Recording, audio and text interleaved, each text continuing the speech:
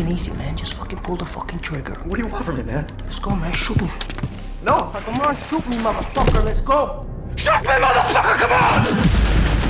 Déjà présenté à l'E3 dernier, Far Cry 3 fait également partie des gros titres d'Ubi ayant fait sensation sur le salon. Et si la présentation de l'E3 2011, qui avait elle aussi fait son petit effet, ne nous avait finalement montré qu'une toute petite phase de gameplay enrobée de scripts dans tous les sens, la démonstration de cette année était en revanche on ne peut plus convaincante. Et c'est à Dan Hay, le producteur de Far Cry 3, que nous avons pu poser toutes nos questions concernant ce titre qui, d'une année à l'autre, a quelque peu changé de setup. Basically what you're dealing with is you've got a young guy named Jason Brody, and he and his friends have been backpacking across Asia. And they've heard this story about this island and they said, okay, let's go check it out. And if you remember E3 from last year, we met Jason pretty much at the moment where he'd met Voss. And he stumbles onto Voss, and Voss grabs him, ties him to a cinder block, throws him down a cenote, and effectively almost kills him.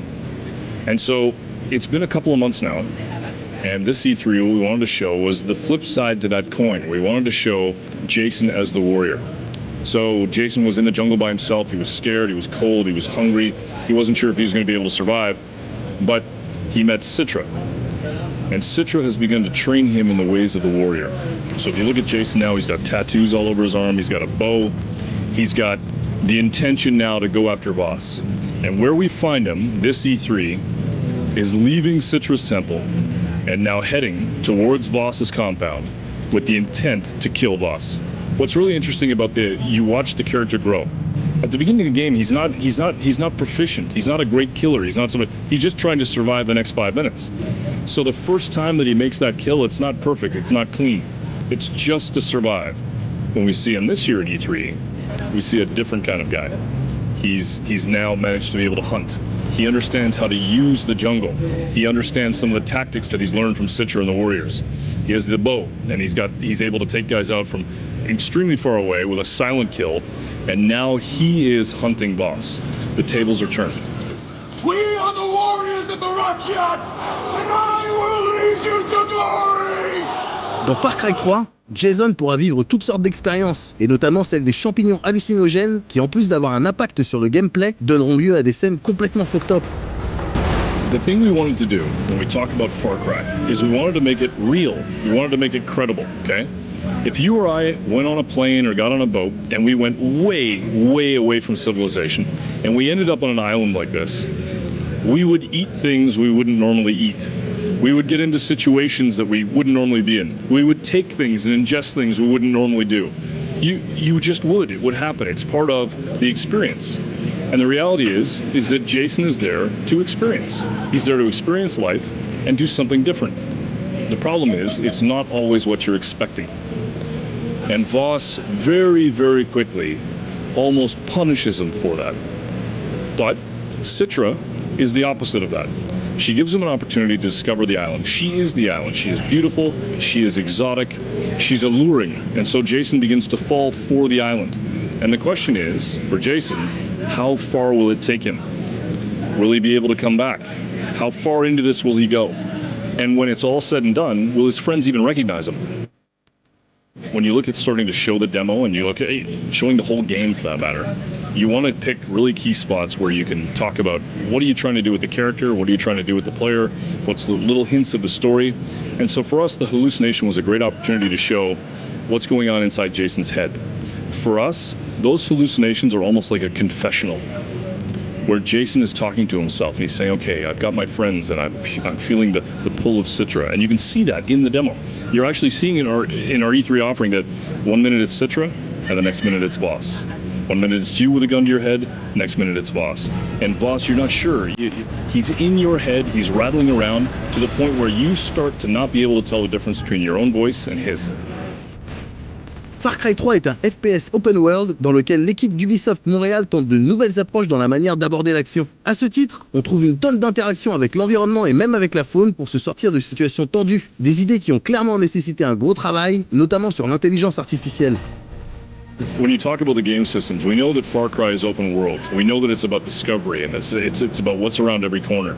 But we wanted to make sure that this type of killing had the option to be up close and personal. It was emotional killing.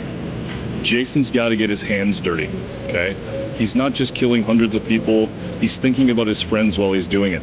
He's thinking about his own survival while he's doing it. And sometimes when he does it, he's gotta use the jungle. So he may stumble across a whole bunch of AI, a whole bunch of enemies, and think, how am I gonna get through this?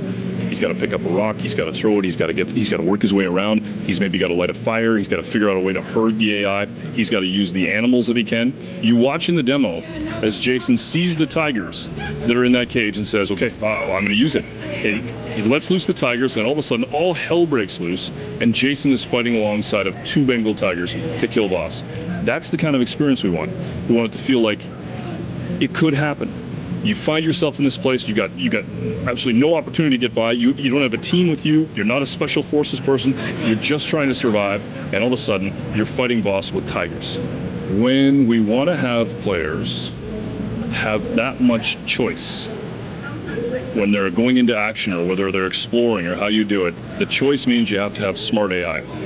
You have to have enemies that are going to be smart, that look alive, and that the world feels alive, which means that you've got animals running around, and the animals, some of the, you have animals that could feed on each other. You have an economy there that makes sense. You have AI that's smart, so that if you decide to attack from the air, they're going to react. If you decide to set a fire, they're all going to freak out. If you decide to pick one off and they find a body, they're going to be smart about it, and they're going to be looking for you. They may let loose dogs. You could use animals to attack. That's the part where it's super tricky, and what we did is we just focused on saying, okay, what do we want the player to be able to do? What are the different things the player might do? And then you test it, and you play it, and you try and break it, and you test it, and you play it, and you try and break it. And what's been great now is that we're seeing people, they're using the animals, they're thinking of the jungle like a supermarket, they're picking up weapons, they're trying new weapons, they're trying new vehicles, and they're having a blast.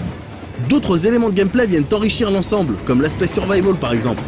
In terms of survival, I mean, it's full scale. So you're gonna need to track down your friends. You're gonna need to use the jungle. You're gonna need to be stealthy on occasion. You're gonna need to be proficient with the bow. You're gonna need to do quests and work with the tribe. You're gonna need to, and this is important, you have to go out and hunt. And when you hunt, you're able to skin the animals, and you're able to then feed them back into the economy and buy new things. And we have that big loop so that the hunting is something that feeds all of that. And so I won't go too far into it, but if you imagine the more rare the animal, the more money it's worth, and so on.